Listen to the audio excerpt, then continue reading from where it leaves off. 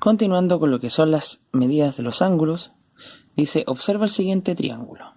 Tenemos un triángulo, tenemos dos medidas, ¿no es cierto? Y me falta la otra. ¿Qué es lo que tengo que saber acá? Que la suma de los ángulos interiores de un triángulo es igual a 180. Entonces, sumo esos dos, 55 más 53, me da 108, y a 180 le resto 108, y eso me va a dar 72. Por lo tanto, el ángulo alfa vale 72.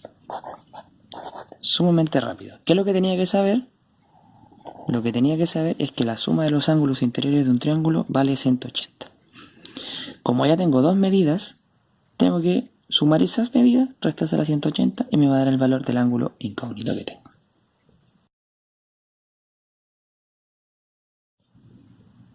Bien, tenemos nuevamente otras rectas con ángulos.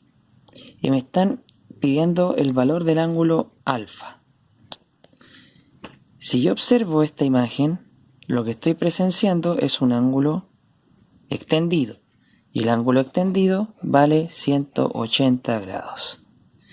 Si ese ángulo pequeñito vale 35, entonces lo que me falta va a ser el suplemento de 180.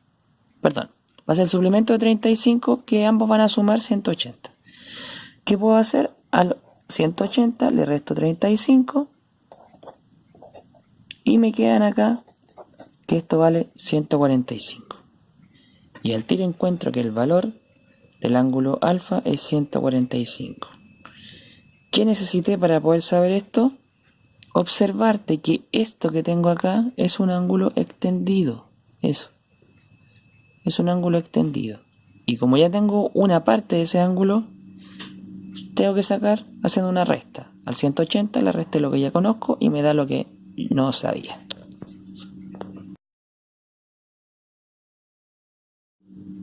Bien, acá en este ejercicio no tengo que hacer ejercicio, basta solamente mirar y aplicar una propiedad. Tengo dos rectas y dos ángulos, el ángulo X y el ángulo Z.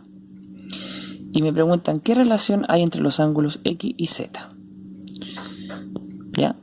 ¿Qué propiedad puedo trabajar acá? Acá hay un vértice, por lo tanto ambos ángulos son opuestos por el vértice. Y yo sé que cuando son opuestos por el vértice tienen la misma medida. Entonces me dicen, ¿la medida de los ángulos es distinta? No, falso. Descarto esa alternativa. La medida de los ángulos suma 90, no tengo medidas. Puede que sumen, pero puede que no. Como no tengo medidas, no puedo afirmarlo. La medida de los ángulos suma 180, tampoco sabemos si suman 180. No tengo medidas. Lo que sí puedo saber es que la medida de ambos ángulos es la misma. ¿Sí? ¿Por qué? Porque son ángulos opuestos por el vértice. Esta sería la alternativa correcta, que sería la letra T.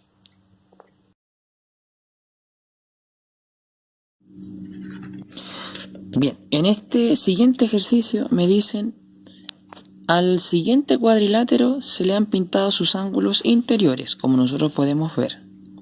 Los cuadriláteros, la suma de sus ángulos interiores es de 360 grados. ¿Ya?